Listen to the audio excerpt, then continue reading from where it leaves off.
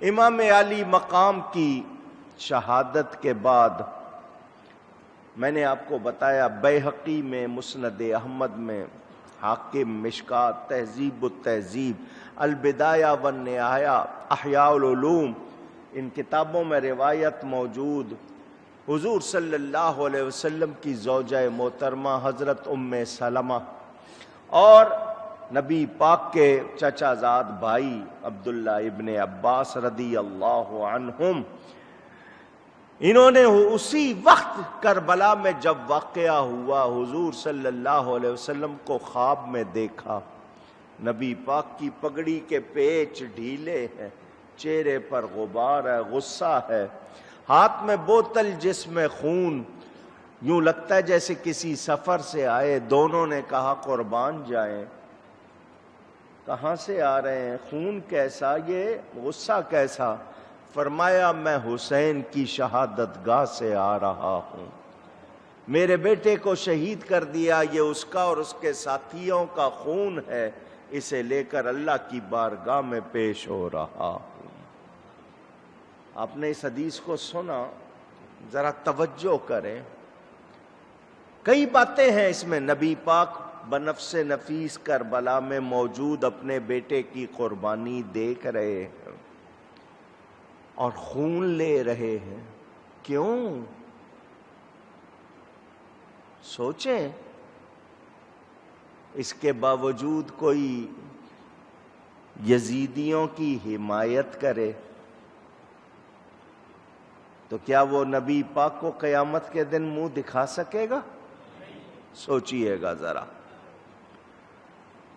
امام علی مقام کا سر انور خولی بن یزید کے پاس تھا، وہ گھر چلا گیا کیونکہ یہ دوپہر کے وقت واقعہ ہوا، شام تک انہوں نے اپنے مردوں کو دفن کیا اور رات بھر وہ ناشتے رہے، کھاتے رہے۔ انہوں نے امام کے قافلے کے اونٹ پکڑ لیے، ان کو ذبح کیا۔ تو ذبح کرنے پہ حالت یہ تھی کہ خون کی بجائے چنگاریاں نکلی۔ جب ان جانوروں کا گوشت پکایا گیا وہ اتنا کڑوا تھا کوئی ایک لقمہ نہ کھا سکا، یعنی جانوروں کو بھی اتنا صدمہ ہوا۔ آپ کو کوئی بخار صدمہ ہو تو آپ کے منہ کا ذائقہ کڑوا ہو جاتا ہے، ان جانوروں کا یہ حال ہو گیا۔ اس نے لے جا کر خولی نے نبی پاک صلی اللہ علیہ وسلم کے شہزادے کا سر فرش پر رکھ دیا، زمین پر، اور ایک برتن اس پر تھوڑا سا ڈھک دیا اور یہ جا کر سو گیا۔ اس کی بیوی کا نام نوار تھا، وہ اٹھی، کسی وجہ سے اٹھی تو اس نے دیکھا کہ کوئی سر ہے اور اس سے روشنی نکل رہی ہے۔ البدایہ میں، تبری میں، ابن اسیر میں یہ بات موجود۔ اور کچھ پرندے ہیں جو اس سر کا طواف کر رہے ہیں، چمکتے ہوئے پرندے۔ وہ کافی دیر تک یہ منظر دیکھتی رہی، سوچتی رہی، پھر اس نے شوہر کو اٹھایا، یہ کیا ہے؟ کس کا سر ہے؟ اس نے کہا نواسہ رسول کا سر ہے۔ عورت ہل کے رہ گئی ہے۔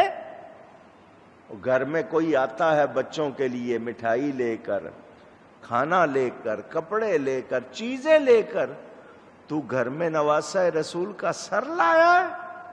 بہت برا آدمی ہے تو اس قابل نہیں کہ تیرے ساتھ رہا جائے۔ رات کا وقت ہے، میں کہیں جا نہیں سکتی، صبح ہوتے ہی میں چلی جاؤں گی، اب میں تیری زندگی میں نہیں رہوں۔ اس سے یہ بے ادبی برداشت نہیں ہوئی، مگر وہ کہتی میں ساری رات دیکھتی رہی کہ چمکتے ہوئے نوری پرندے فرشتے ہوں گے جو اس سر کا طواف کرتے رہے۔ صبح ہوئی، اس ظالم نے حالانکہ رات کو یہ منظر خود بھی دیکھا مگر اسی طرح سر کو پکڑ لیا۔ ابن زیاد کے دربار میں کوفہ شہر میں لے آئے، سب کو پتہ چل گیا تھا، دنیا جمع ہوئی۔ ابن زیاد کے سامنے امام پاک کا سر ایک برتن میں رکھ دیا گیا نیچے، اس کے ہاتھ میں چھڑی تھی لکڑی، یہ امام کے لبوں پر اور ان کے دانتوں پر مار رہا تھا۔ حضور صلی اللہ علیہ وسلم کے صحابی حضرت زید ابن ارقم رضی اللہ تعالی عنہ بوڑھے ہو چکے تھے مگر وہاں بیٹھے تھے، انہوں نے جب یہ دیکھا فرمایا اپنی چھڑی کو پرے کر، میری ان آنکھوں نے دیکھا حضور ان ہونٹوں کو چوما کرتے تھے، تو بوسہ گاہ مصطفیٰ کی بے ادبی کر رہا ہے۔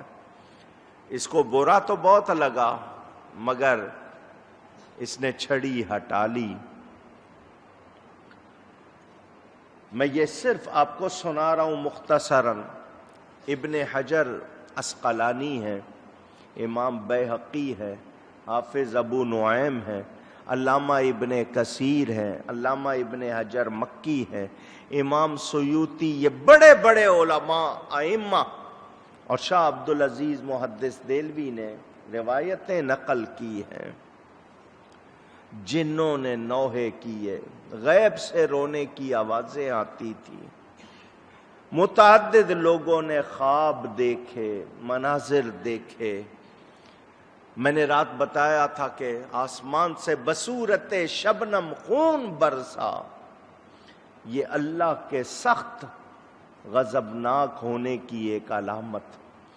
بلکہ یہاں تک علماء نے لکھا ہے اب بھی جو آسمان کے کناروں پر آپ کو سرخی نظر آتی ہے، یہ حضرت امام کی شہادت سے پہلے نظر نہیں آتی تھی، یہ اس کے بعد سے آنے لگی ہے۔ یہ اسی سرخی کی وہ اس کو باقیات بتاتے ہیں۔ قاتل نے ابن زیاد کے سامنے کہا میرے اونٹوں کو سونے چاندی سے بھر دو، کیونکہ میں نے بہت شان والے بلند مرتبہ سردار کو قتل کیا ہے، وہ سردار جو حسب نسب اور انسانوں میں افضل اور بہتر تھا، ماں باپ کے لحاظ سے بھی دین کے لحاظ سے بھی۔ ابن زیاد نے کہا جب تیرے نزدیک وہ اتنے محترم تھے تو تو نے ان کو قتل کیوں کیا؟ اب تو انعام مانگتا ہے؟ اس نے حکم دیا اس کو بھی قتل کر دیا جائے۔ دین و دنیا سے ہاتھ دھو بیٹھے، نہ ادھر کے رہے نہ ادھر کے رہے۔ کچھ ملا اس کو؟ وہ کہہ رہا تھا سونا چاندی مل جائے، اس کو کچھ بھی ملا نہیں۔ اور ابھی یہ صرف دنیا میں ہے، آخرت کا عذاب ابھی باقی ہے۔ ابن زیاد نے بکواس کی، کہنے لگا سب تعریف اس اللہ کے لیے جس نے تمہیں قتل کیا اور تمہیں ذلیل کیا، معاذ اللہ۔ جب اس نے یہ بکواس کی، حضرت سیدہ زینب مولا کائنات کی بیٹی، حضرت امام کی بہن، انہوں نے جواب دیا الحمدللہ الذی اکرمنا بمحمد صلی اللہ علیہ وسلم وطہرنا تطہیرا۔ تو کہتا ہے اللہ نے ہمیں ذلیل کیا، تو جھوٹ بولتا ہے۔ سب تعریف اس اللہ کے لیے جس نے ہمیں عزت دی ہے اپنے پیارے نبی صلی اللہ علیہ وسلم کی برکت سے، اور ان کی برکت سے ہمیں پاک کیا ہے۔ ابن زیاد یہ باتیں کر رہا ہے، کیا مطلب اس کو خوشی ہوئی ہے نا؟ پوچھ رہا ہوں، اونچی۔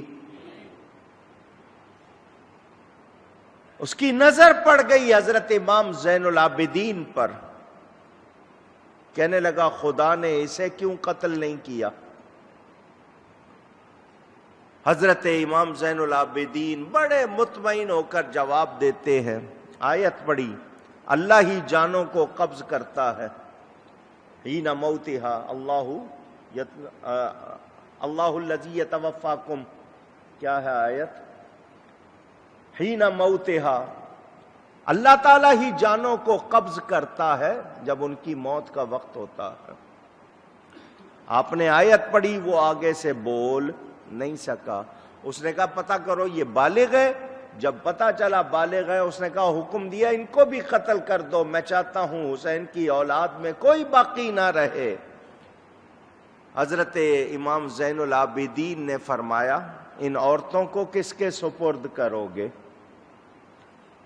مسلمان کہلاتے ہو نا، محرم کا حکم شریعت میں ہے، ان عورتوں کو کس کے سپرد کرو گے؟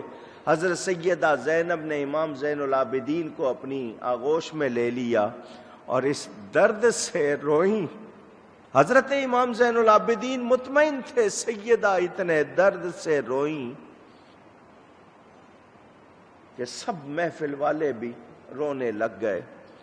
حضرت امام زین العابدین نے فرمایا کسی متقی شریف آدمی کو ان عورتوں کے ساتھ کر دو، قرابت کا لحاظ کرتے ہوئے، اور مجھے قتل کرنا چاہتے ہو تو کر دو۔